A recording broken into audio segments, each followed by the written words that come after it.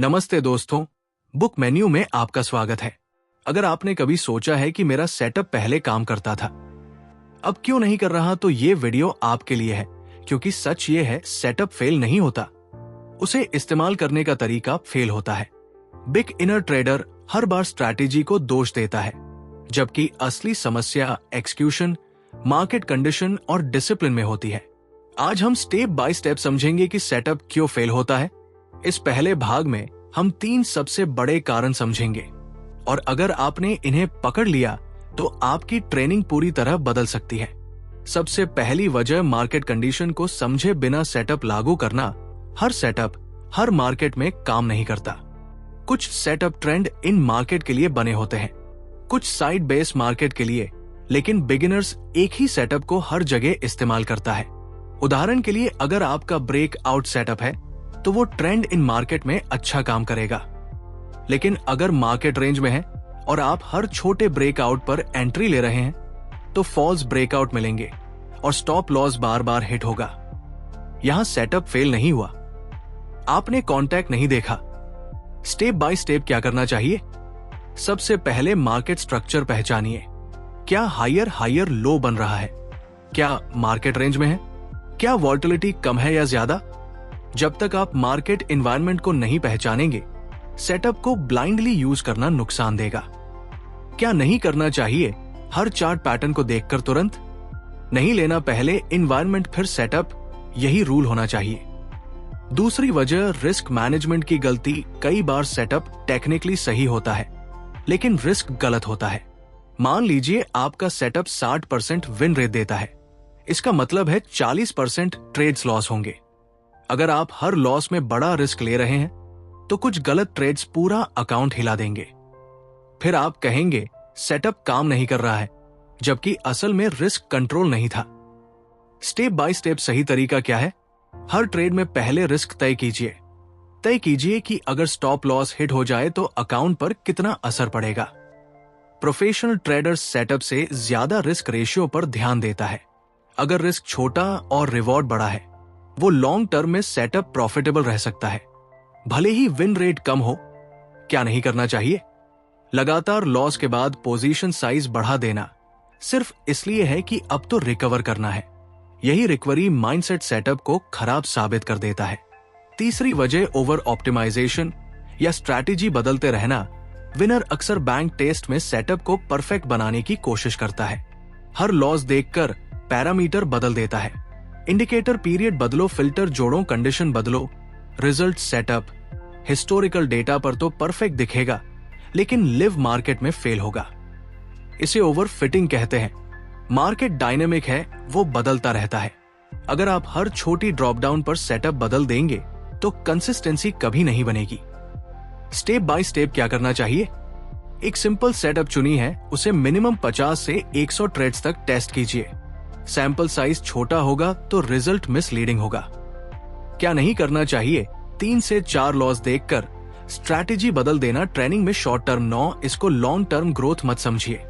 इन 3 कारणों को समझ लीजिए। मार्केट कॉन्टेक्स्ट से कंट्रोल और कंसिस्टेंसी अधिकतर सेटअप इसलिए फेल होते देखते हैं, क्योंकि ट्रेडर इन 3 चीजों को इग्नोर करता है। याद रखिए, सेटअप टूल है, मैजिक नहीं। टूल तभी काम करता है जब उसे सही जगह, सही समय और सही तरीके से इस्तेमाल किया जाए। अब आगे बढ़ते हैं और गहराई में जाते हैं। सेटअप सिर्फ चार्ट पर बनी लाइनों का नाम नहीं है, ये डिसीजन फ्रेमवर्क है, और जब डिसीजन फ्रेमवर्क में गड़बड़ी होती है तो सेटअप फेल दिखने लगता है। अब समझते हैं अगली 3 बड़ी वजह है, लेकिन आगे बढ़ने से पहले मैं आपसे एक छोटी सी रिक्वेस्ट करता हूं। अगर आप चैनल पर नए हैं तो चैनल को सब्सक्राइब करना मत भूलना। अब आइए शुरू करते हैं। चौथी वजह, इमोशनल एग्जीक्यूशन। कई बार सेटअप सही होता है, एंट्री सही जगह मिलती है, लेकिन ट्रेडर उसे सही तरीके से एग्जीक्यूट नहीं कर पाता। डर की वजह से जल्दी एक सेट कर देता है, या लालच की वजह से टारगेट से आगे पकड़ने की कोशिश करता है, या एंट्री मिस होने के बाद फॉर्मो में लेट एंट्री ले लेता है। फिर स्टॉप लॉस हिट होता है और कहा जाता है सेटअप काम नहीं करता। सच ये है कि सेट अपने तो अपना काम किया, लेकिन आपने रूल्स फॉलो नहीं किया। अगर आपके सिस्टम में लिखा है कि ब्रेकआउट के बाद पर एंट्री लेनी है, तो सीधे कैंडल के बीच में जंप करना रूल ब्रेक है। अगर टारगेट 1:2 रिस्क रिवॉर्ड है और आप 1:1 पर प्रॉफिट बुक कर लेते हैं क्योंकि डर लग रहा है, तो आप सिस्टम नहीं, इमोशन चला रहे हैं। सेटअप तभी काम करता है जब एग्जीक्यूशन मैकेनिकल हो, प्रोडक्टिव नहीं। इमोशनल ट्रेडर प्रॉफिटेबल सेटअप को भी लॉस मेकिंग बना सकता है। 5वीं वजह लोग क्वालिटी ट्रेड्स लेना, हर पैटर्न ट्रेड नहीं होता, हर ब्रेकआउट वैलिड नहीं होता, हर पुलबैक एंट्री नहीं होता। बिगिनर्स क्वांटिटी पर फोकस करता है। आज कितने ट्रेड लाइन प्रोफेशनल क्वालिटी पर फोकस करता है? क्या ये हाई प्रोबेबिलिटी सेटअप था? जब आप बोर्ड हम ट्रेनिंग करते हैं, मार्केट में कुछ खास नहीं चल रहा होता, लेकिन आप सिर्फ एक्शन के लिए एंट्री लेते हैं, तो सेटअप फेल नहीं, आपका पेशेंस फेल होता है। हाई प्रोबेबिलिटी सेटअप की कुछ खास पहचान होती है। क्लियर स्ट्रक्चर, वॉल्यूम कौन, formation, risk define, logical stop loss. लेकिन बिगिनर्स छोटी रेंज में भी ब्रेक आउट ढूंढ लेता है। मार्केट साइडवेज है, वॉलेटिलिटी है, लेकिन एंट्री चाहिए, ऐसे में स्टॉप लॉस बार बार हिट होगा और सेटअप को दोष दिया जाएगा। सच्चाई यह है कि हर दिन ट्रेड करना जरूरी नहीं है, सेटअप को भी क्वालिटी एनवायरनमेंट चाहिए। छठी वजह हियर टाइम फ्रेम को इग्नोर करना। बहुत से ट्रेडर्स सिर्फ एक टाइम फ्रेम पर सेटअप ढूंढते हैं। मान लीजिए आप 5 मिनट के चार्ट पर ब्रेकआउट देख रहे हैं, लेकिन डेली चार्ट पर स्ट्रॉन्ग रेजिस्टेंस सामने है। ऐसे में ब्रेकआउट कमजोर हो सकता है। लोअर टाइम फ्रेम पर पैटर्न देखना आसान है, लेकिन मार्केट का असली डायरेक्शन अक्सर हायर टाइम फ्रेम तय करता है। अगर आप ओवर ट्रेंड के खिलाफ ट्रेड कर रहे हैं, तो सेटअप की सक्सेस प्रोबेबिलिटी कम हो सकती है। उदाहरण के लिए डाउन ट्रेंड में काउंटर ट्रेंड बाय लेना रिस्की होता है, भले ही छोटा पैटर्न दिख रहा हो। मार्केट स्ट्रक्चर मल्टी लेयर्ड होता है, सिर्फ माइक्रो मूवमेंट देखकर डिसीजन लेना अधूरा है।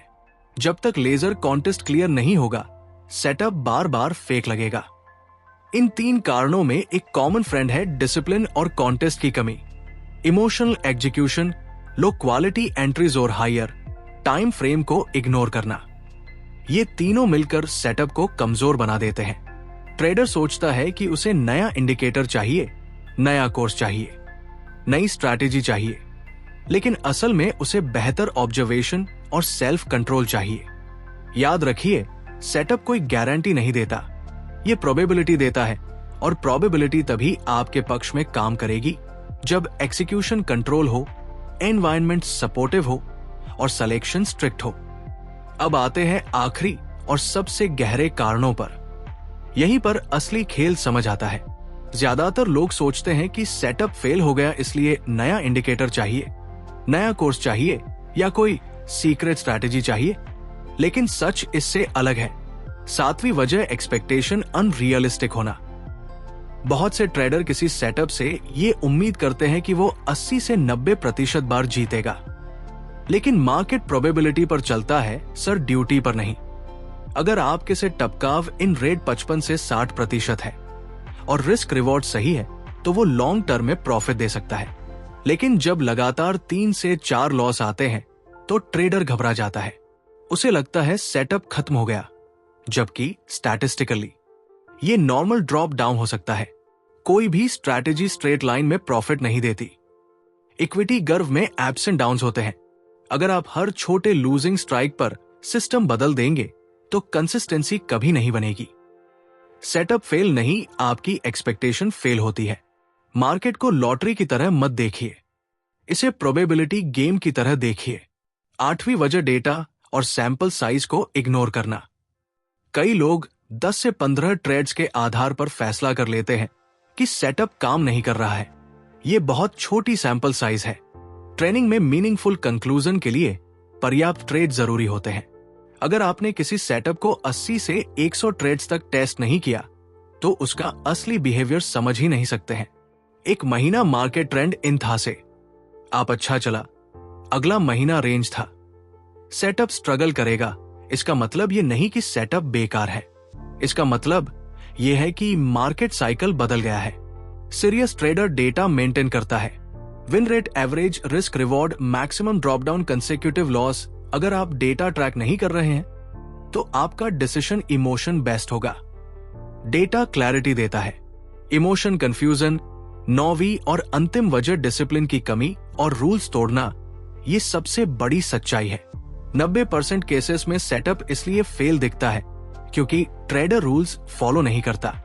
एंट्री जल्दी ले ली, स्टॉप लॉस थोड़ा और नीचे कर दिया, टारगेट हिट होने से पहले एग्जिट कर लिया, लॉस रिकवर करने के लिए एक्स्ट्रा ट्रेड ले लिया और फिर महीने के अंत में बोला स्ट्रैटेजी काम नहीं करती।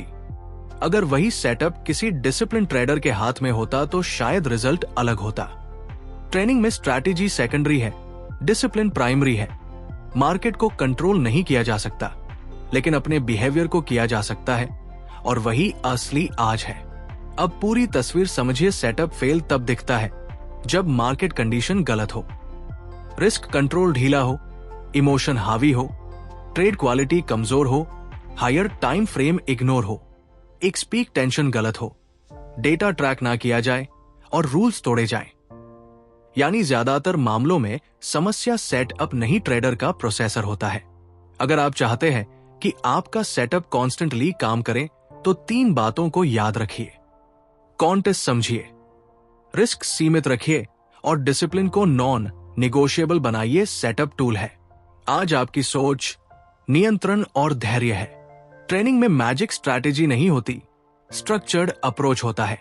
जो ट्रेडर प्रोसेस पर फोकस करता है वही लॉन्ग टर्म में टिकता है, और जो टिक गया वही जीत गया।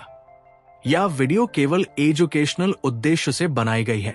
इसमें दी गई जानकारी सामान्य समझ के लिए है और इसे किसी भी प्रकार की निवेश या ट्रेनिंग सलाह के रूप में नाले शेयर बाजार में निवेश और ट्रेनिंग जोखिम के अधीन होते हैं। इसलिए कोई भी निर्णय लेने से पहले स्वयं अध्ययन करें और आवश्यकता हो तो योग्य वित्तीय सलाहकार से परामर्श लें। वीडियो में बताए गए उदाहरण केवल समझाने के लिए। धन्यवाद, मिलते हैं अगले वीडियो में।